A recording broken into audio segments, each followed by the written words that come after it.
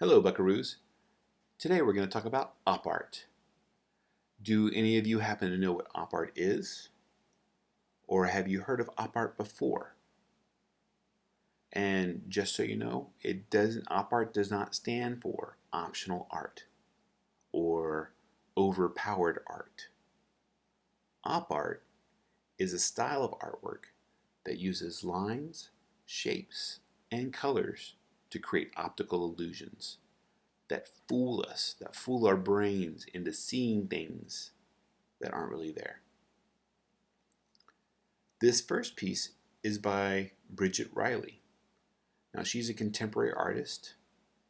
She's alive today, making artwork today.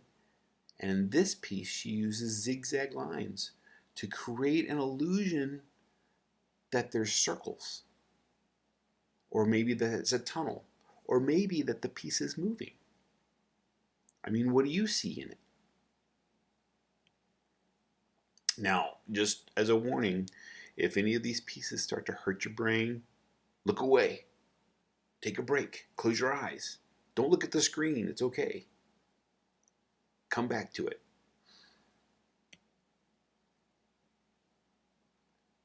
In this piece with hers, again, I see more of a tunnel. It has those concentric circles where it's a circle inside of a circle inside of a circle. But each circle, it's almost like gears moving back and forth. And then it could be like we're going down a tunnel. But there is no tunnel. My brain just makes that there. With Arrest 1, you can see, for me, it's like a sheet or a flag that's waving in the air. It's undulating in the wind. It could move for you, it could not move for you. And again, yes, she lives in London today, but her first piece is this one. And she uses shapes this time instead of zigzag lines to create the illusion that these squares are falling into a valley for me. At least that's what I've seen. I heard people say that it's like a peak coming up, but for me it feels like those squares are slowly turning into rectangles and getting closer together and falling down into a valley, when that's not actually true. It's just a flat painting that doesn't move. In this last piece by her, I want to see rows. She uses the zigzag lines, but I see rows of like a sand that's combed in those Zen gardens, or in a garden where you're planting seeds, you make those furrows for those seeds. I want to see those rows. That's what my brain sees in this piece. The next artist we're going to look at, his name is Victor Vasarely. He's French and Hungarian. He's not alive anymore. But he is considered one of the first op artists. This piece, Zebra, is also considered one of the first examples of op art.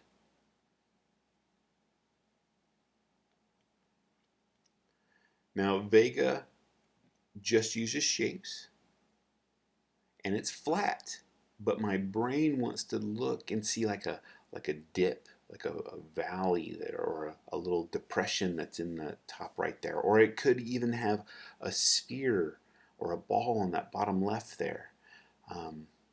For some, it kind of moves around or breathes a little bit. But again, it doesn't move.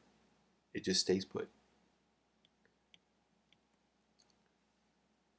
Here, he uses the lines and the rectangles again.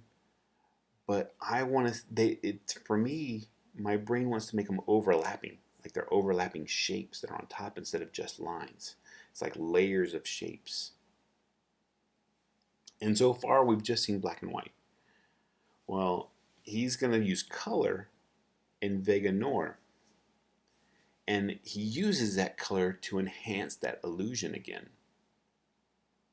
For me, it looks like it's a ball that's pushing behind a net towards me. And he uses the dark colors around the edges of that dome and the brighter colors in the middle because it's supposed to look like it's closer to me. But again, it's just a flat painting. It's an oil painting. It's flat. but it has that illusion that it's coming out at me.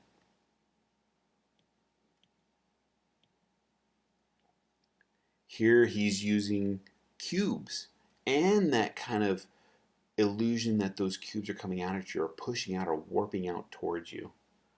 But again, it's just a flat painting.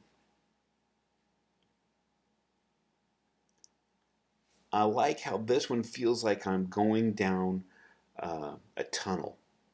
I'm going down, or like a ventilation shaft, and I'm going around the corner. He's used lines and they get closer together to give that illusion that it's turning or going around the curve. He's lined up the corners of those rectangles to again enhance that illusion that we're going into this painting and turning. When it's just flat, there is no dimension to it. It's just a flat painting. But it's not what my brain wants to see.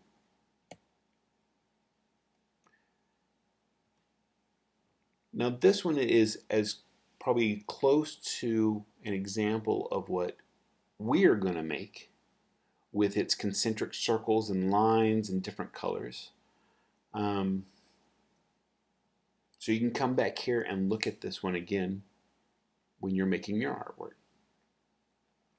Now the beauty of technology, I was able to add links into this slideshow.